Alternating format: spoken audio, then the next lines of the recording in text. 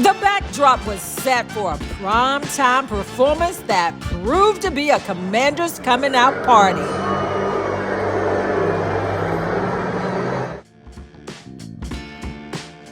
A convincing win from the start to the finish, flush with a bounty of big plays from the boys in Burgundy. I think everybody had a hand in this win tonight offensively. Did he ask for that play? Hey, he said, if you trust me, and that's what we did. I trust him. What to make of what happened on Monday night? And what does this do for this team as they move on to Arizona on this week's Tony McGee's Pro Football Plus? Go, guys! The man Call somebody, is back, tell y'all. somebody. We're He's back. Call He's your back. mama, call your daddy. We're back and we're back. We're back. Tony McGee, He's back, y'all. We're back. Tony McGee. Tony McGee, Pro Football Plus. Tony McGee, Pro Football Plus. Tony McGee, Pro Football Plus. Tony McGee.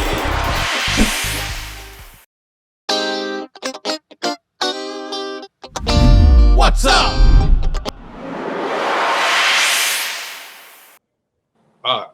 I got to take this phone call, right? Yes, Coach, remember what I said. Don't forget to call Charles Mann and make sure you call Dexter Manley. And you have to call all the guys from the old school. And I guarantee you, once we get in there, we will be able to tell you the number of the quarterback's jersey, which I don't think that was happening today. But with that being said, I'm going to have to get off and do the show right now because I got some superstars waiting for me. Thank you for calling me, Coach, and I won't let you down. You guys heard it first. He's back. I'm just like Muhammad Ali. I grew a mustache and a beard, and I'm a different person, but I'm coming back to be the champ. You look at this team right now. Everybody talking about, oh, they can't get it. They can't do this. They can't do that. We got a good win against a team, even though they're 0-3, one of the better teams in the league. And right now, we had to bring in people because the second segment, we brought Eddie Mason, and you guys remember him, Coach Eddie Mason, because he's going to tell us what's wrong. I thought we were playing without linebackers on the other day. I didn't see any out there the whole game, but I'll find out about that. But first, let's go to one thing. As y'all know, this is the 40th year of our show. And out of 40 years, 38, Donna's been wrong. But she was right last week. She said, this offense don't look that great, but the offensive line is blocking well for the run. Donna, how did you guess that? I mean, Alex must have told you that when we were coming in. Come on. Alex, did you tell her that? You had I told her everything. Everything she knows. Eddie, you are my witness. I want Tony to repeat that because I'm the one who basically give the truth about what's going on with this team and also what's going on with that offensive line, which I told Tony they run block well and you know, in the trenches. But I think when you look at this offense overall, what makes this team go is Jayden Daniels. I asked some of the personnel from the Commanders after the game was over. I said, hey, what is your big takeaway from this game? They said, Jayden Daniels. And then when I asked some of the players on the defensive side and the offensive side, I said, hey, you know what? Cliff Kingsbury really dialed up that offense. You know, he was taking criticism all week long about his play calling. They said it was vanilla. They said it was college type. Well, let me tell you, he threw everything at them. He threw the book at them. And the Cincinnati Bengals defense was just slapped all around the field. But Jayden Daniels is a special quarterback, is what I heard from the players. Look at this, Tony, 664 yards on the year so far. And then he had the highest quarterback rating in history as far as in that 90% range. Only 2 touchdowns on the year. But, Tony, he got the first one to an offensive lineman, Trent. Yeah, I said, oh, my gosh. I said, the linemen, they've been dialing that up. And I mean, then he comes back with the bomb to Terry McLaurin. I'm talking about everybody was saying Terry is not getting the ball that much. But guess what? He hit Terry, and the way he threw that ball, the winning touchdown, Oh yeah. I mean, it was pretty sweet. It was something special, Tony. Yeah, that was a very well thrown ball. And then I have to go back to the defense side. Alex, I'm going to ask you next on a thing pertaining to that offense. When they run the ball better, but one thing we found out that maybe Robinson's not the bell horse. Maybe he's the guy you bring in that's going to break them down and everything. But the young man, and you know who I'm referring to, he looked like he's the man that put the run in the game, but he got hurt on Sunday. Tony, you're talking about Austin Eckler, I think, who is just everything. You don't have to just say EL. Yeah. Give the man his respect. I said this last week. He reminds me, I know he wears number 30, reminds me so much of Brian Mitchell, which is the ultimate compliment for anybody because this guy should be in the Hall of Fame, okay? But as a returner, as a third down or whatever down back, when the ball's in his hands, great stuff happens. Listen, I still think Brian Robinson is the workhorse. But Austin Eckler is such a change-up and so dynamic, catching the ball, running the ball, breaking tackles. He adds that dimension where they really are sort of a two-headed monster when it comes to the running game. But as Donna said, Jaden Daniels, I mean, come on. This guy in 3 games has been better than advertised. And believe me, he was plenty advertised. In other words, it would be hard to overhype him. He's been better than that. 3 games in, the poise, and about the running game, Tony, I think so much of it is sort of because of his threat to run and because the defense, and listen, you played this, so did Eddie. I imagine they have to worry about him and what he might do, that it's hard to say, you know what, we're just going to stop the run because they've got a factor for him. So I think he helps the running game. Running game helps him. On Monday night, it was just electric. It was perfect. You couldn't script it any better. It all starts with the quarterback. This dude is so special and so poised. He looks like he's 28 years old. Yep. He's not. He's in his 3rd game. Not only does he get better per game, he gets better every time he drops back. He just has a calm about him and a confidence and a poise that is off the charts. But Speaking of that, wait a minute. I got to get my man in on this. Tony, wait a minute. Since we're on Austin Eckler, he had a concussion and he did not fly back with the team, and he may not play in this upcoming game against the Arizona Cardinals. So that's big for this Commanders team. If he does not play, he makes that offense go. And not only that, his kick returns is pretty special also. So that is key for this Commanders facing Arizona. But speaking of making this offensive go, and Eddie, you know we'll be going to the defensive segment, next segment. You know, that means only 3 of us have any idea what we're talking about, and I'll leave that at that. It won't be you. Oh, you see the one that spoke up to know it was the weak link. But Eddie, tell me one thing. Were you kind of impressed with the way this young quarterback handled himself, his poise, the way he played, the way he picked it, he looked over the field?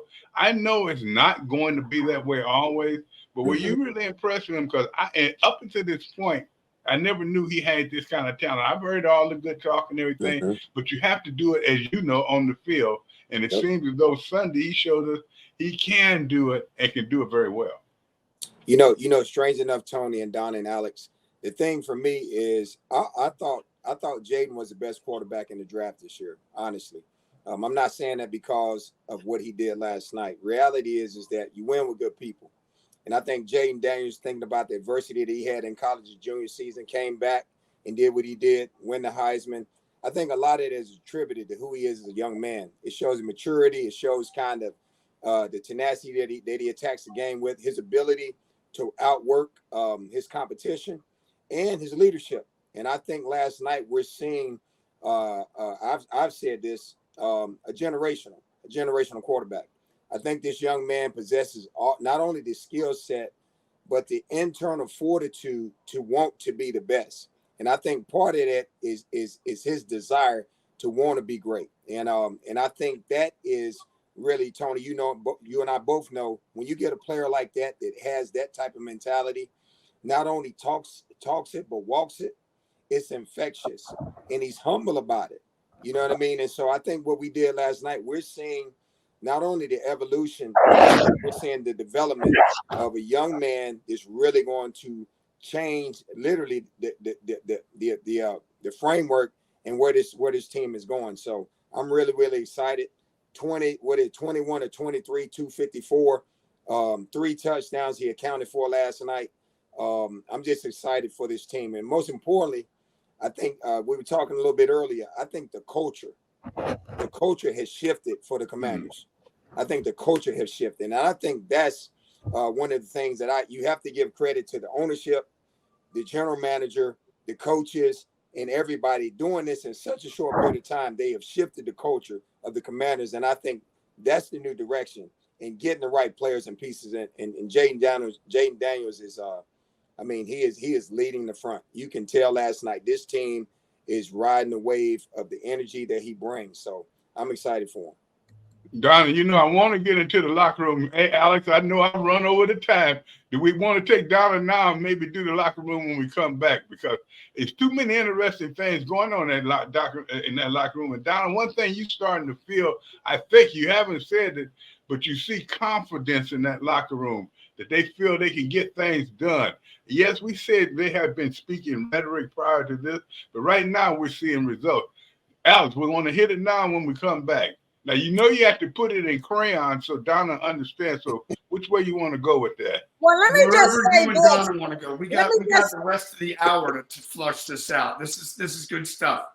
Okay. You know what? So that y'all can be a little educated on what the players was talking about, because Terry is the person that everybody is saying that has not gotten the ball. So they got him in the mix. Not only did they get Terry in the mix, they've got all of the receivers. Luke McCaffrey got in the mix. As far as Noah Brown, this is a guy that they really love, and I think you're going to see bigger things from him as the season goes along. And De'Ami Brown, every receiver was part of that. But the only disappointment that I did not see is the running game, because Jaden Daniels was the leading rusher with 39 yards. So although the passing game got in the mix, the running game disappeared just a little bit. But Tony and gang, let's go to the locker room first to see what they had to say, so all of you all could be a little more educated. I play on the left side a lot, but I had an earlier route, and watching film this week, I knew they like to play a lot of outside leverage. So I knew a go route would be good, even if he pressed. And so when I saw he didn't press, I didn't panic. I was like, I'm just going to put a double move on him. I had to stutter and go. So it was a go route called. I went up during the time I said, Cliff, give me a go route to the boundary for the game. And I called it. And I went up to Cliff and Jaden and was like, throw me this ball for the game. And for them to have that kind of trust in me, I think that's maybe one of the first times in my career where the game's on line and I got to go up there and call that play, and we executed at a very high level. So it's extremely exciting for us to finally get the lid off the rim and hit some completions down the field. So they were really stacking the box and they were playing the stick. So I knew, like, if we get me to the boundary, he hadn't seen me all game. And so I wanted that go route into the boundary. And once I saw him off, I didn't panic. I knew he was going to kind of be playing the stick, so I wanted to hit him with a double move. And that's something I've been working on in the offseason, honestly. My double moves haven't been the best. But when we needed it most, Jaden did a great job of taking a hit and I got out the double move, and it just felt like it fell right into my hands. So from an execution standpoint, we were executing really, really high, not a lot of MAs. And then to have a guy like 5 in the backfield, so poised, being such a, young quarterback, it's really cool to see. And then it seems like Kingsbury just threw out the book today. Yeah, we had a really, really good game plan for them. Once they started checking into other things, we started checking out at certain things. So to be able to do that and adjust on the sideline is huge. The coaching stats, hats off to them for being on top of that and doing that. It's nice to be a part of that, to have guys that know what they're doing and being professionals at a high level. Could you talk a little bit about just the offensive play as far as your teammate Trent Scott gets the one, but it looks like you and Cosby was talking a little bit before that. What was being said right there? To be honest, that's one of those plays that we only run it maybe once a week. So I was just asking everyone what the play was. To be honest, I saw Trenton on. We got a lot of code words and stuff like that, so we were just checking the play, and then I ran my poll and looked up and just saw Trent it felt like he was waiting for 8 seconds, and Man, that's awesome. It doesn't happen a lot, and it's a super cool part of the game. Just talk about offensively, just what this team was able to do from the beginning to the end. I mean, it was like 4 times you went down the field and scored. You all were a scoring machine today. Could you just talk about the production of the offense today? Man, it's been a lot of fun to play in this offense. Cliff's done an incredible job. Jay's done an incredible job. I mean, we had the chance to get Terry going today. Just so many different playmakers on that offense. It's a lot of fun to play with, and just honored to get a chance to be on that offensive line and play in that offense. It looked like Cliff Kingsbury really dialed up things today. Could you just talk about what he threw at everybody today? Man, he is just. I feel like he just kind of shoots from the hip. He has a lot of plans, and he lives in the moment. He's not a guy. He may set up 1, 2, 3 in a row, but situation by situation, he's ready with the play call, and it's really impressive to see how we're able to mix the run and the pass. The read options with Jay. It's one of those things where it's only my 3rd game playing in this offense, so I'm still learning so much about Cliff, and it's been a lot of fun and having a blast playing for him. Well, one thing that happened after the game is Josh Harris and Adam Peters, after the game was over, they stood at the locker room and they greeted every player when they came off the field. Eddie was talking about the culture. That's what you want to see. And also, some of the players told me that when they came into the locker room, Josh Harris and Adam Peters went over to the guys that was injured and talked to them. That's a winning culture. And we see that's when you put that kind of culture in, and you can talk all you want, but that's kind of what we were invested in when we played for Coach Gibbs, because that's the way he was. We were a family, and we are a family, and we'll continue to be a family. But I tell you what, we're about to take a break right now, I think, but at the same time, we come back. I'm thinking about firing part of the family, and it starts with a D. We'll be back in a minute.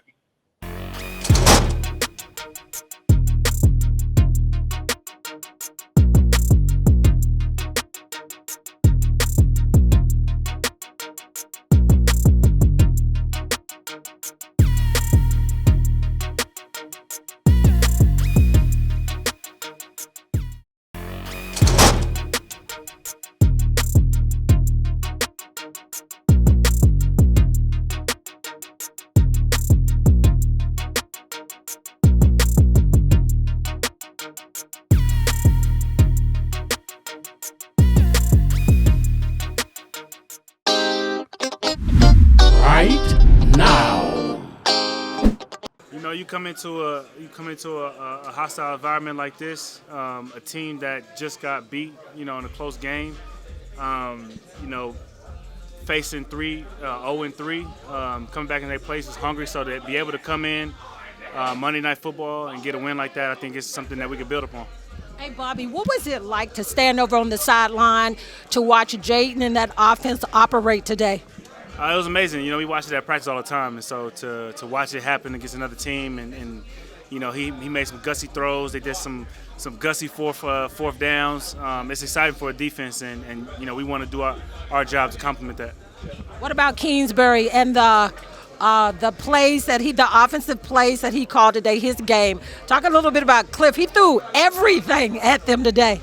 It was amazing. I mean, I don't know if some of their DBs took a shot, at his play calling. I don't know if that, played a little part in it, but, we're a feisty team. And, from the coaches to the players, we got a lot to improve. And, guys want to win. And he called a hell of a game, some amazing throws, and put Jaden in a really good spot. Talk about this game overall. I just thought we came out, we played great, man. Still got some little things to fix, but, overall, I think guys was flying around the whole time. Offense put points on the board, and, we came out with a victory. Defense, though, you gave everybody a scare down the stretch. What are some of the things that you all still need to work on the defensive side of the ball? Really just getting off the field on third downs. I feel like we had them 3rd and long, 2nd and long, backed up a couple times. So we're just being able to get off the field and just get those 3 and outs. How did it feel to have the owner standing at the locker room and Adam Peters to greet everybody coming off the field? mean, it's huge, man. Just that kind of engagement from the top of the top. You know, those guys, man, they always hands-on. So really just to have them here, man, just celebrate with us just mean a lot. Now, I don't disagree or agree with all the analogy that was spilled there. I know it's coming from some well-educated football players and reporters. But at the same time, I think they got a little bit more to do than to understand a couple of things. I want to find out one thing, Eddie. Now, you know one thing about us. And when we were out there and we played with Coach Gibb, you had 3 facets of the team, and every facet had to do a job. Were they playing on Sunday or Monday or whatever day that was without linebackers or defensive backs? Because they never saw them. And where was the defense? The defense was the worst I've seen. Okay, talk to me. Yeah. Honestly, you know, we have this saying, you got to limit the yard of gain. If they're rushing the ball, you want 3 yards or less. The Cincinnati Bengals averaged 6.2 yards per rush on Monday night. So that tells us a lot right there that we're not winning up front. We all know football starts in the trenches. You got to win with the DL versus the OL. I feel like the Cincinnati Bengals were establishing the line of scrimmage last night, and thank God that we controlled the time of possession on offense, which really helped our defense last night. And that goes back to number 5. That's where his star factor comes in. But that being said, had Cincinnati had one more possession, we don't win that game last night, especially with that average per rush. So number 1, we got to start winning up front. Number 2, Tony, you got to do one or the other on defense. If you can't get pressure, you cannot play cover 1. You can't do it because the defensive back, the quarterback has too much time to throw the football, and defensive backs can only cover for so long. So I think we got to figure out the mix and combination of blitzing, right? Ensuring that we're in the right front, using the right personnel groups in order to stop that run first, because we got to defend the run. We got to make sure that we're getting pressure. And number 2, if we're not getting pressure, we got to go to zone defense. Those are things that we got to really clean up, I think, when you look at the totality of last night. But we got to start with winning up front and stopping that run. 6.2 average. We can't win games like that down the stretch. But Eddie, now you see, we got coach up in front of your name, so no, it's just like saying president. You got to tell us what you mean by cover 1. Is that one-on-one defensive back on the cornerback, on the receiver, or is that on the running back? When you say cover 1, just give us a brief scenario of what you referred to. You're literally matching your corners on their receivers and our linebackers on their backs. And sometimes the backers are literally what we call tandem coverage on the one back, especially if they're a single back, 11 personnel or whatnot. So one of those linebackers taking the back, the corners are taking the outside receivers. One safety's rolling down in that box to take the second receiver, and the outside linebackers taking one. And then you got a single high safety. Unfortunately, when you run that defense, when you run that type of coverage, you have to rush 4. And we're not winning with 4 guys right now, which means we're going to have to figure out what's the right balance. Do we blitz our outside linebacker or inside linebacker? Or do we start blitzing Bobby Wagner? You know, where I think he had 8 tackles last night, 8 solo tackles. You know, obviously they're gonna make tackles, but it's where we're making them. We're not making them behind the line of scrimmage. You know what I mean? So we got to get tackles for losses. We got to get sacks. We got to create pressure. And I felt like Joe Burrow, you know, there was a few times where he's under pressure, but for the majority of the night, he was not under pressure. And that put pressure on our back end because we were playing cover 1. And so, you know, to put those guys in that situation, you have to do it. You have to be able to play man coverage, but you got to be able to get pressure. And if you're not doing one or the other, you're going to get beat deep. Now, Donna, you know, you watch this whole thing, and then you tell me what? It just don't look like this defense has improved at all this year. Even going back to last year when we gave them an excuse of being out of shape. And then even going back to the 2 years ago when they fought on the field, we're always making excuses. Then they go and get rid of 2 rushmen, which did you guys hear the rumor? There is a guy in New Orleans that used to be here that's playing pretty well. I don't want to say his name, but he seemed to show up down there. But what I'm saying is, Donna, this defense isn't getting better right now. Hey Tony, I love what Eddie Mason said about winning up front. That they have not won up front since the start of the season. I mean, they're getting bullied, pushed around, and then, like Eddie said, I think that the zone that you got to make up your mind in situations. Do we need to be in zone? Is our personnel better in zone? I think that it's a mix up there, and they're trying to figure that out because you still have wide open receivers, and then missed tackles is just not acceptable right now, or at all. But I just think that it's a mix up with man to man. Sometimes it's like certain players, they shouldn't be matched up again. Let me just say this. If you were at that game and watching it develop as far as Cincinnati, Jamar Chase was open so many times. Just Joe Burrow didn't get him the ball, because if he could have gotten him the ball, he could have picked them apart all day long.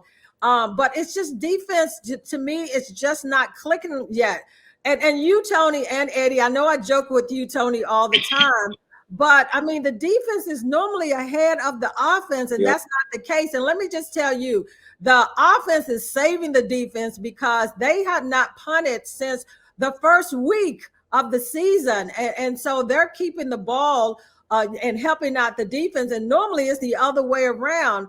So, I mean, I just don't know what's happening in the secondary. They just don't have the personnel in the secondary, to me, as far as that going into the season, what's going to be the troubled area. Donna, we can keep making excuses. We can keep making excuses. People don't know what happened to Tupac. I don't make excuses. They are not getting any better. I love defense. But I'm gonna call it like I feel. Hey Eddie, I don't make excuses for the defense. Listen, it comes down to one thing. You alluded to it, Tony. They don't have no edge rush. There you go. Bottom line. Listen, ball game. You got to have a Bruce Smith. You got to have a Chase Young, and I think Montez Sweat last year. I was like, man, y'all getting rid of him. I was like, man, so, if you don't have edge rush pressure, and right now, we really don't have a guy. I'm really shocked in 94 and 93. And I know sometimes they get tandem blocked, and I love both of those guys. But those guys, I thought Deron was going to be a disruptor. And right now, I just haven't seen it. I haven't seen that interior or external pressure. And right now, I think, to the defense coordinator's point, I think he's trying to figure out, like, who can we get pressure with? And they haven't found it yet. They haven't found that right mix. Nope. But Alex, you tell me, Alex, as you look at this, and we're talking about the offense and the defense, but we look at this, what can you do at this point of the game? Now, I know that we got a date coming up where a trade date. Do you try to get another edge rusher in here? They have a couple of guys that get to the quarterback maybe once or twice a game. You need someone who can get there 4 or 5 times a game and sack them once or twice. They do not have that. So do they make a move? Do they go back? Because they're not going anywhere if they do not get a good edge rusher. So then if you do not make a move, do you start blitzing more? Tony, great question.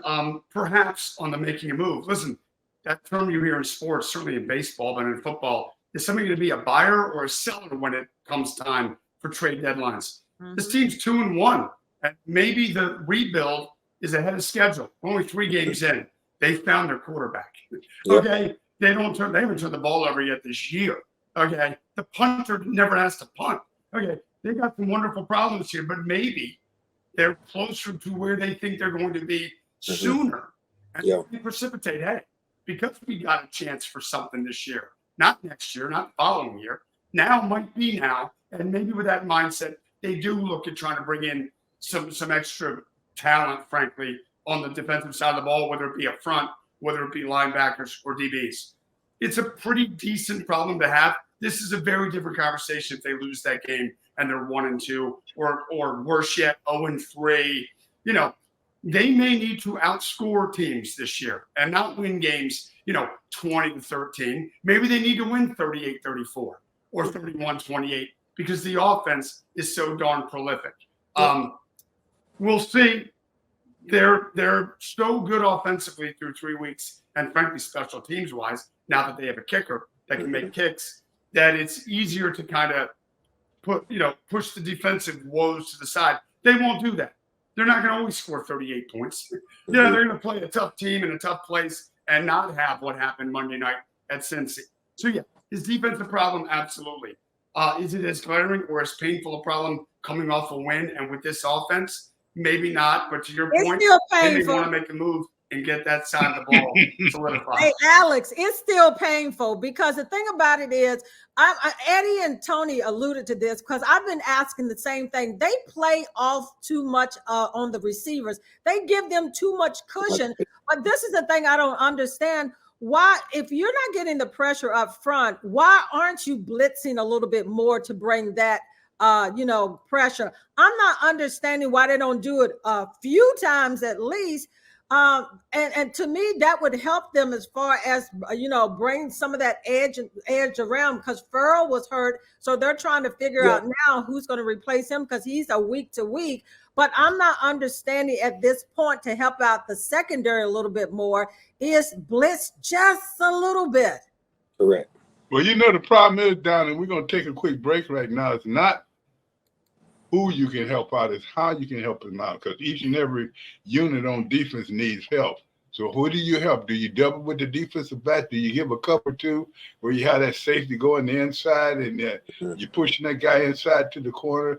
Do you try to blitz a little more? Only thing about blitzing down there, you either go give an 8-yard play or 80-yard play. So, you got to you choose your poison. So when you look at this, fundamentally, they got to get better. And as they get better, they'll get better all the way around. When you're speaking all the way around, one thing that we talk about on this show is 3 facets of the team. One great thing about Monday night, we saw every facet contribute. And you know what? A lot of people don't think it meant a lot. But for the last 2 games, our kickoff team, our receiving team has been pretty good, and they've always put fear in the other team. So when we get back, we need to talk about them because they players as well. We'll be back in a second.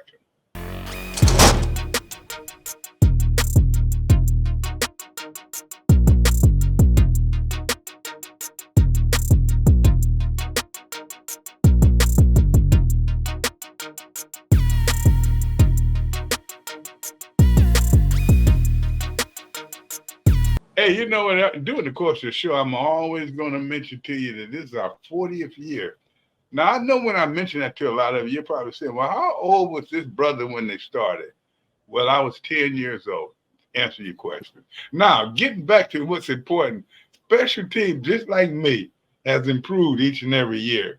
I was a young man doing an old man's game. So, and when you look at special teams, if you can get that big play out of them once a week, Donna, they're always going to make. I can never forget a game. We were Super Bowl year that we played the Raiders. We were playing the Raiders at RFK, and we needed a play. And our special teams guy went right up to our return man and said, "Look, we need this now." Do you know he went out and got us where we won that game in overtime? That's what this team has to develop. They got to get a little fear on those special teams that they can break them off. And in the last couple of weeks, you can see they can do that, Donna. Yeah, Tony, the great thing about the special teams is Tressway is not doing his job. I'm just kidding because he hasn't had to punt because they've been He's getting paid for nothing is what you're saying. But I'm just saying that he hasn't had to punt because they've been doing a terrific job as far on the offensive end. But what has really exploded as far as stood out about this special teams is Austin Eckler on those kickoffs because he's almost taken one back to the house a couple of times. I mean, the last week he took one back, but a penalty brought it back. And then this week he runs it back 60-some yards. That's when he got hit and got the concussion. So you like what you're seeing from the special teams because they're adding a different flavor, something that we were talking about that you had to have. But without Austin Eckler in there, you got to look who's up next to be able to return the kickoffs and so forth. And I like what they're doing with these players is everybody, whether you're a starter of the running back, wide receivers, or anything like that, they've got you in there playing multiple positions. So you like that. But Tony, Coming up next, you got the Arizona Cardinals, and they've got another quarterback that you got to worry about that runs. Special teams is going to have to be key in there. You know what you try to do is you have a game plan for each and every quarterback, each and every team. If I look at Arizona, I know they got a good mobile quarterback, run, reach the defense well, but I also know, just like when Drew Brees was down in New Orleans, I knew that I didn't have to get to him. All I had to do is get 2 yards in front of him and put my hands up, and I can block his lane of vision.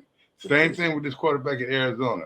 Young team coming on, good team, young quarterback, had some injuries here and there, good team. So you treat them just like a veteran team that you got to beat. And that's one thing you learn in this league is you don't start looking at what teams, how young they are, what they've done, or what they're doing.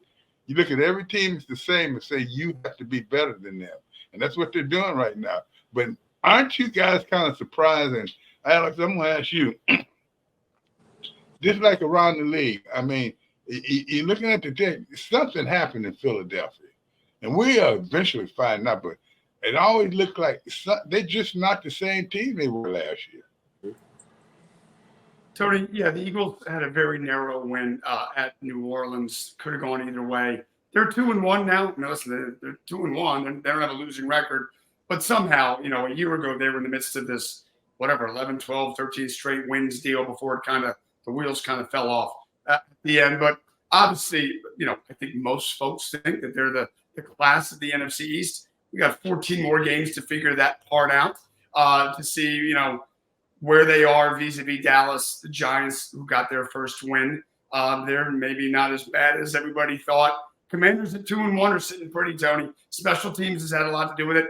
The new kicker, he hasn't missed yet. Okay, it's sort of like the quarterback thing in Washington. You know, they've had 37 quarterbacks in the last 20 years. Well, this team's had about 20 kickers in the last 10 years. Okay, but this guy has not missed yet, and that mattered Monday night. You know, since their guy who's great, he missed one early. It seems like it's not a big deal, and then late in the game, if they had that 3 points, they don't have to go for 2. It changes the dynamic. Everything for this Washington team, save for the defense, is clicking. Special teams is a big part of that. Obviously, we've only played the one. We, the Commanders, they've only played the one conference game. You brought up Philly. They played the Giants so far, but they'll get a big test, this team, when they start playing the Eagles of the world and the Dallases of the world, and obviously they're struggling themselves. The Dallas of the world. They ain't even the nation's team anymore. Hey, Tony, and I was going to ask Eddie, that's my next, either Donna or Eddie, that's my next question. How many more losses before Dak is out? Hey, Tony, that's scary. That's scary. But I mean, but before we go around the league, I want to ask Eddie about, you know, the upcoming game that they got against the Arizona Cardinals. This is not a bad team. They've got a dangerous quarterback. I mean, they got beat last week, and that was a surprise one to the Detroit Lions. But Eddie, what do you see as far as the major factors when you face a team like the Cardinals on the road? And the Commanders went up after the Cincinnati game. They went up, flew up to Arizona to practice up the whole week so that they don't have to, because this is a short week. But what makes the Cardinals dangerous for this Commanders team? Off-schedule plays. Off-schedule plays.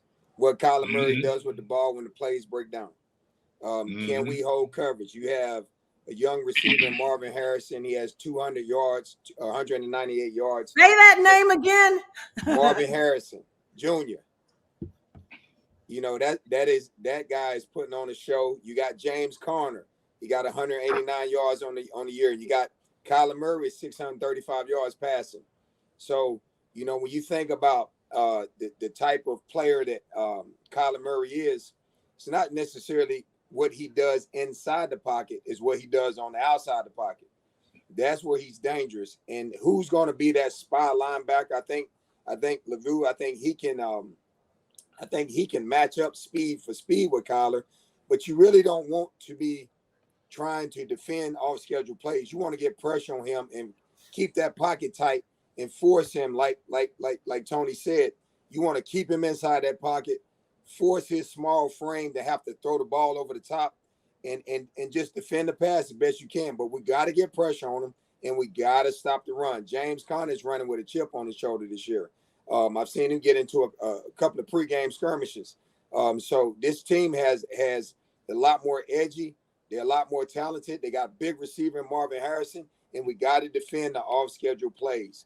And I think the other thing on our side of the ball is that we got to make sure that our offensive line comes out and do what they did this year. Protect, good pass protection, and run that football. B-Rob got to get back on schedule.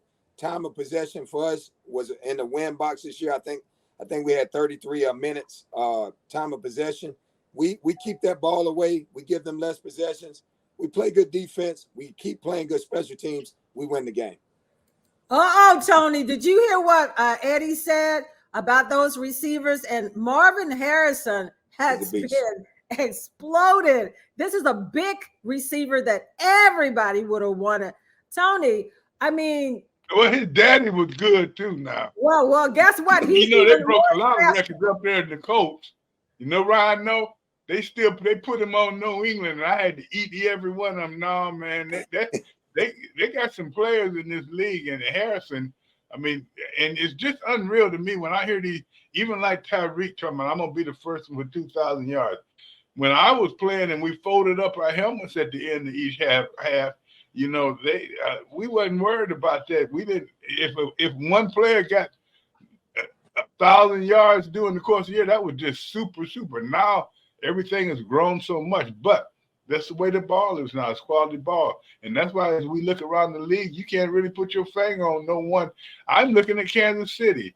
They've won, but they're struggling.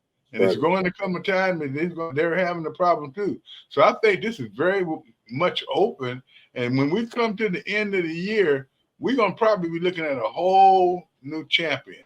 Now, you guys heard this here first, and I know you don't believe me. We don't. If you believe Donna know what she's talking about, y'all need to. I got a building down there that I want to sell for big money.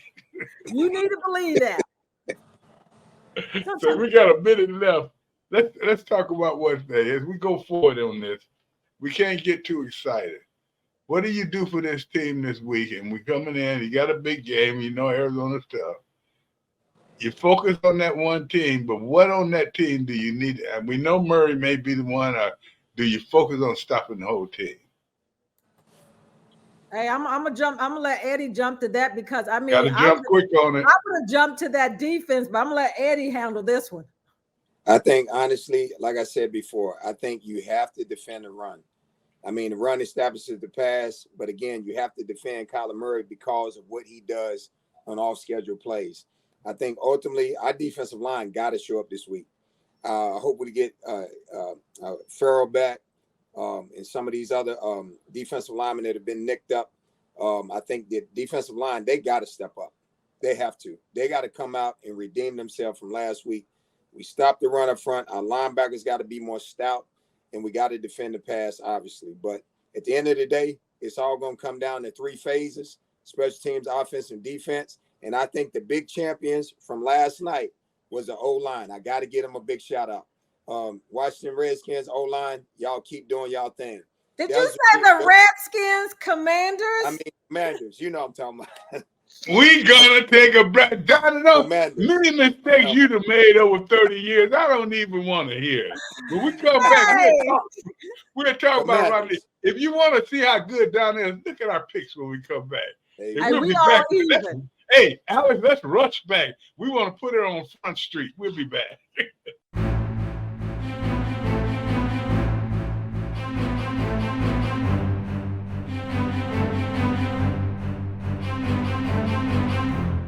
Tony McGee's Pro Football Plus Speakers Bureau offers you various opportunities to connect with former and current players along with Tony and the crew.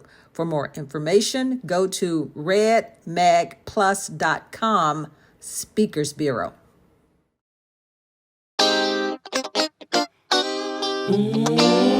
Next!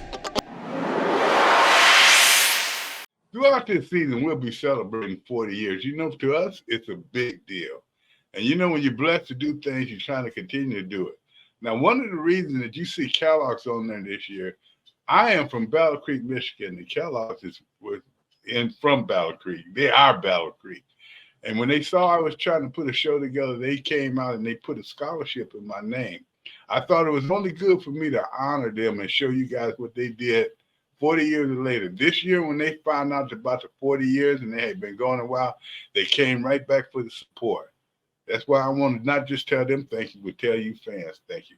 Now, don't look at that young man in there because I was wearing a disguise. Check this out.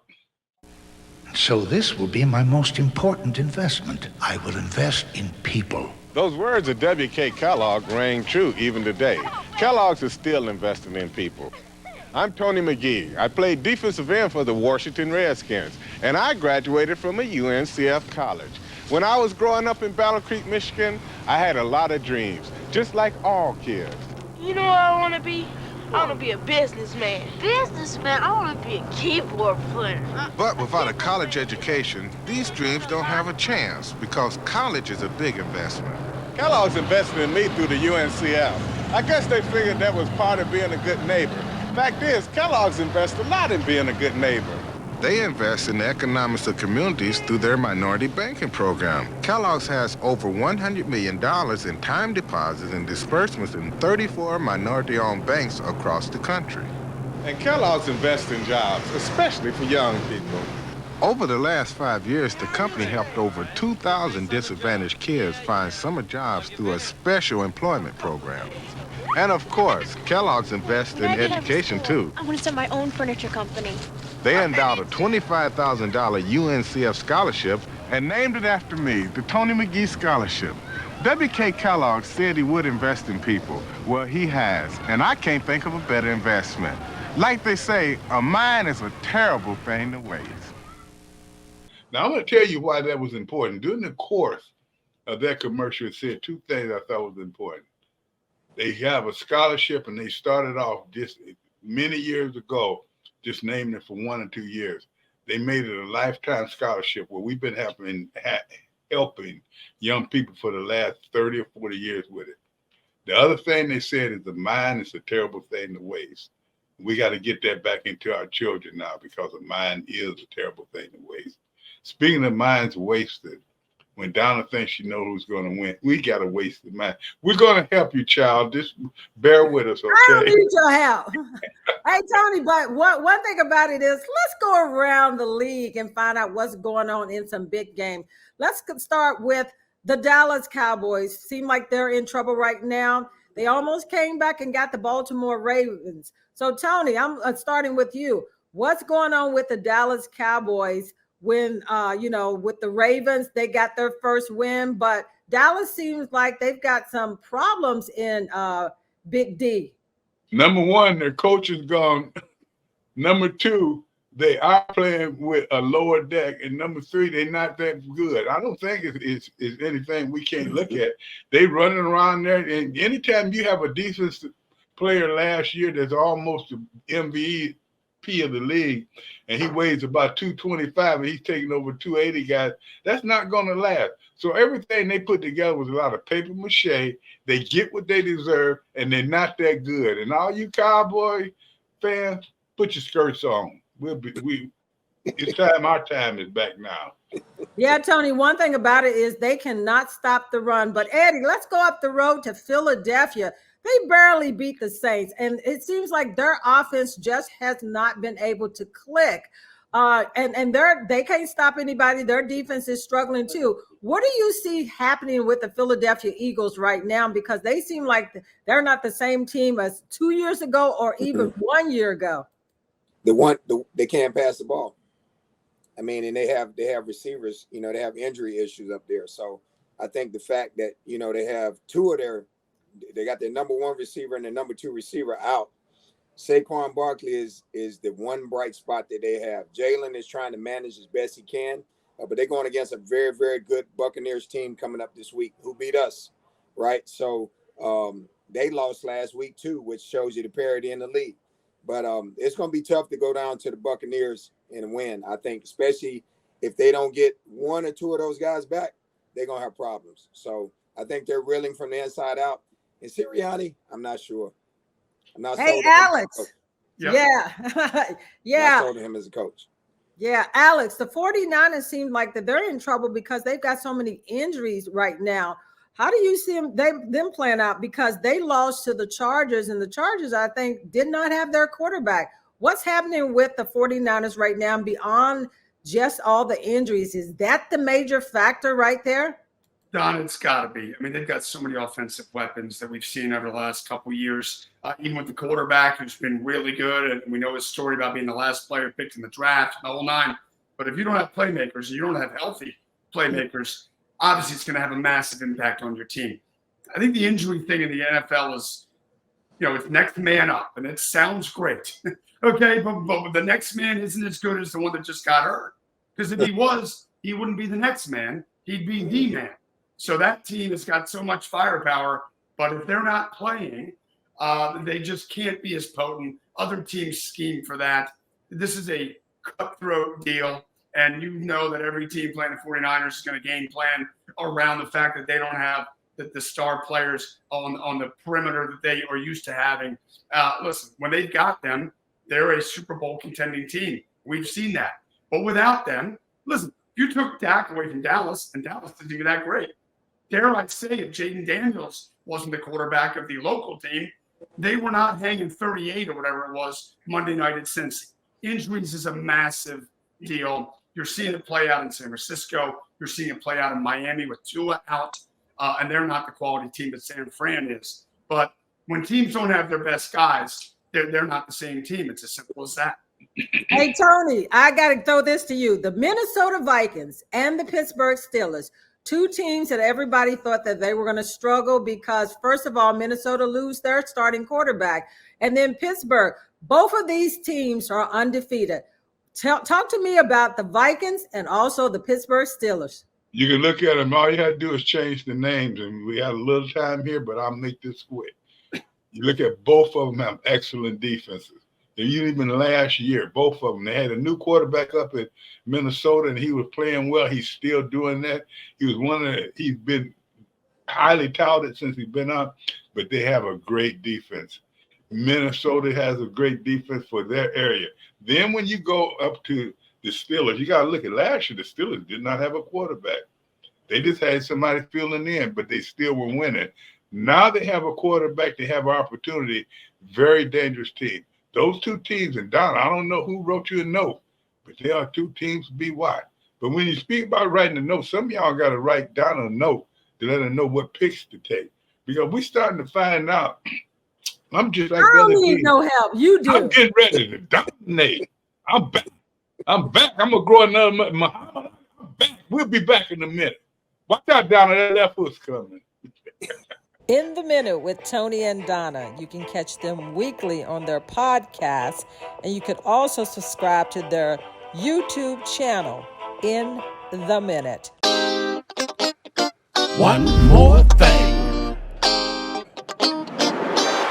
Well, we're going to end this bad boy up by talking about what the picks are. This year is going to be important. I want you fans to know I'm trying to get these guys to put $100 in here for each one of these so we can help some charity with this, which I know I'm going to win, and I'm going to give it to a charity. But, Donna, what we rolling with? Talk to me. That ain't going to happen. Hey, Tony, I think the big game that we got, the games are up on the screen, but the Bills at the Ravens is a big game coming up this week, and the Steelers at the Colts. But I think that Bills and Ravens game is key. And Tony right now is winning the picks by one little one, 7-1. Gary and I 6-4, and Alex 5-5. But it's early, Eddie. I won last year, and I didn't want to win two straight years. Alex, you still bringing that up. Name on it. I don't think it looks Alex, bring us the paperwork. Let's Alex, let Tony the paperwork. He's talking about last year. You talking about last year, Alex. We want to see the paperwork. But one thing about it, guys, we've been bringing paperwork to you guys for 40 years, and we're going to continue to do it. Yes, one time Donna will get it right, but I tell you what, we keep her because she's good. And I tell you what, you guys are good. And that's why we don't never want to say goodbye to you guys. We say in the minute.